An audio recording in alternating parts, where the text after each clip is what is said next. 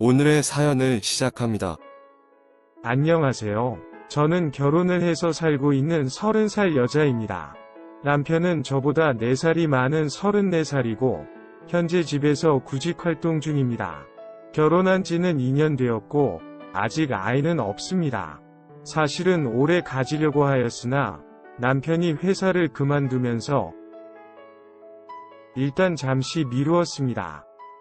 저한테는 2살 어린 여동생이 하나 있습니다. 작년에 시집을 갔는데 1년도 안 돼서 이혼을 하였습니다.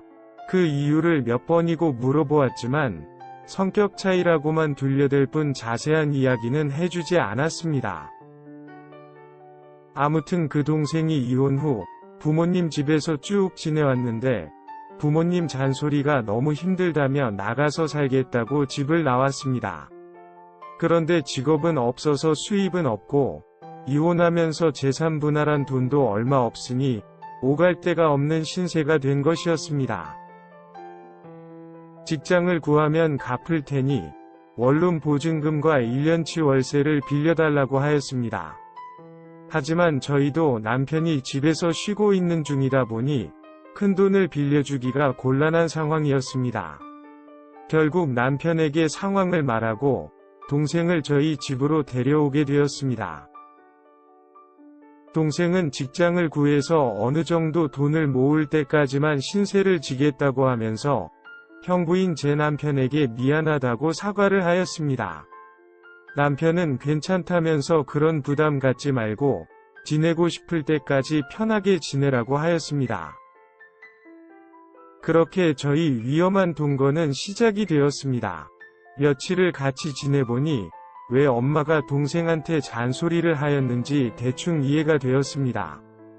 빨리 정신을 차리고 직장도 구하고 규칙적인 삶을 살아야 하는데 밤낮이 바뀌는 것은 허다해서 도대체 언제 자고 언제 일어나는지 알 수가 없었습니다.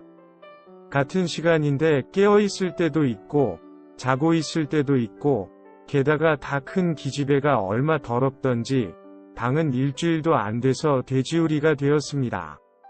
먹다 남긴 컵라면부터 시작을 해서 바닥에 널려 부려져 있는 빨래거리들에 먹고 흘린 자국은 안 닦았는지 얼룩은 천지였습니다. 본인 집에서 그러는 것이면 이해가 됩니다.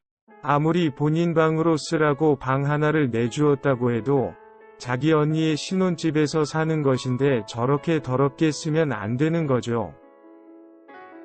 심지어 저희 집에 들어오는 날에 이 집은 전세로 들어와 있는 것이니 오염시키거나 파손 시에는 수리를 해놓고 집을 비워줘야 된다고 말을 했습니다. 이 집이 신축 아파트라서 집주인분들이 깨끗이 써달라고 여러 번 부탁을 했던 부분입니다. 남편도 처음에는 동생에게 잘 대해주고 챙겨주길래 너무 고마웠습니다. 그런데 저런 모습을 매일 보게 되면서는 동생에게 적당히 거리감을 두고 지내는 것 같았습니다. 게다가 둘 다 각자 방에만 있고 동생의 활동 시간이 비일정하기에 하루 종일 한마디도 안 하고 지내는 날도 종종 있다고 하였습니다. 가끔씩 각자의 불만 및 애로사항을 저한테 말하긴 하였지만 그래도 서로 잘 적응하면서 지내고 있다고 생각했습니다. 아니 그 둘의 연기에 철저히 속고 있었습니다. 회사로 출근하는 지하철 안에서 핸드폰으로 SNS와 유튜브를 보고 있었습니다. 그런데 정말 처음 보는 어플이 설치되어 있는 것이었습니다. 처음에는 핸드폰에 기본 설치되어 있는 그런 어플들 중에 하나라고 생각하고 대수롭지 않게 넘겼습니다. 그런데 어플 모양도 처음 보는 것이고 이름도 영어로 되어 있는 것이 너무 수상했습니다.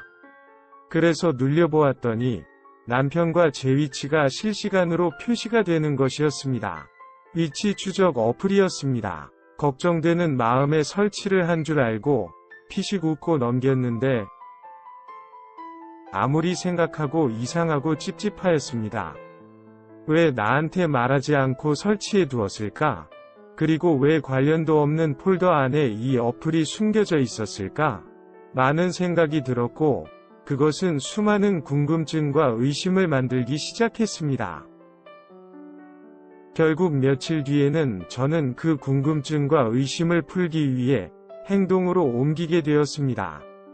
일단 금요일에 연차를 썼습니다. 남편에게는 금토로 지방에 1박 2일 세미나를 간다고 하였고, 의심을 사지 않기 위해서 차를 몰고 지방으로 내려갔습니다. 세미나를 할 만한 곳에 도착을 해서 남편에게 연락을 하였습니다.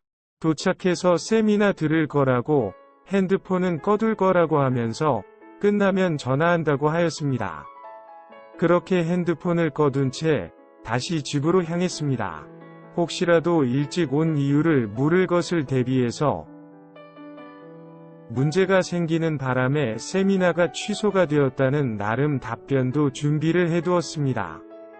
그렇게 몇 시간을 달려 집 앞에 도착을 하였습니다. 현관문 앞에 서 있는데 들어가 보지 않아도 집안 상황을 알 수 있었습니다. 집이 떠나갈 정도로 동생이 신음소리를 내고 있었습니다.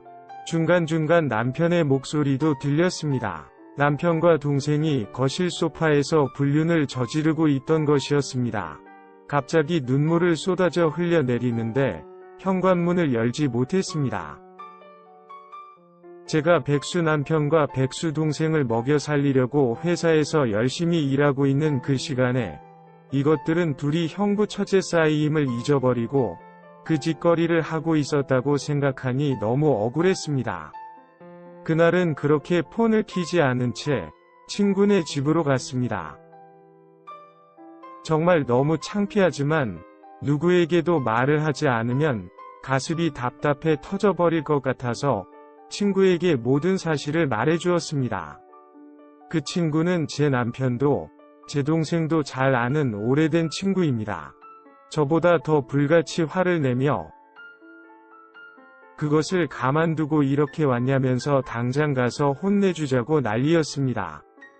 아무것도 모르는 저를 보면서 그 둘이 얼마나 비웃었을 것을 생각하니 죽이고 싶을 만큼 화는 났지만 이 상황을 그냥 감정적으로 대응했다가는 제 부모님이 아셨을 때 받으실 충격이 신경 쓰였습니다. 동생의 이혼도 엄청 속상해 하셨는데 남편이 제 여동생이랑 바람이 나서 저까지 이혼을 한다면 정말 많은 충격을 받으실 것이 뻔한 상황이었습니다. 친구도 이런 제 말이 이해가 된다면서 부적이라도 써서 떼어놓을 순 없냐고 하더군요. 저도 부적 이런 것은 해보지 않아서 모르겠다고 하였지만 그게 가능하다면 당장이라도 하고 싶다고 하였습니다. 그런데 문제는 제가 아무리 잊으려고 노력을 해도 현관문 앞에서 들었던 그 소리가 머릿속에 지워지지가 않습니다. 그리고 가증스럽게 제 앞에서 연기를 하던 그 둘의 모습이 더 선명하게 기억이 납니다. 게다가 동생을 다시 저희 집에서 나가게 하더라도 낮에 하루 종일 시간이 남아도는 백수들입니다. 저는 낮에 회사에서 일하는 직장인이고요. 낮에 둘이서 만나는 것을 감시할 방법도 막을 방법도 없습니다. 그렇다고 제가 동생을 내보내고 남편에게 평소와 다르게 수시로 전화를 하고 뭐 하는지 확인을 한다면 그 둘은 제가 눈치를 챈 것을 알고 아마 더 치밀하게 숨어서 미래를 즐길 것입니다. 아직 그 둘은 제가 이 추악한 현실을 모르는 줄 알고 여전히 연기를 하고 있습니다. 아무렇지 않은 척 평소처럼 대해주고 있기는 하지만 너무나 참기가 힘듭니다. 어떻게 해야 할까요? 그냥 이혼을 해야 되는 걸까요? 친구는 남편하고 둘이서 해외로 이민을 가라고 하네요. 이민을 가서 시간이 지나면 제가 저 힘든 기억을 잊고 그전처럼 남편을 보면서 지낼 수 있을까요? 너무나 답답한 마음에 사연을 보내봅니다. 오늘의 사연은 여기까지입니다. 구독과 좋아요, 알림 설정 부탁드립니다. 긴 글을 읽어주셔서 감사합니다. 구독과 좋아요 꾹꾹 눌러주세요. 꾹꾹. 알림 설정도 꾹 꾹꾹 눌러주세요.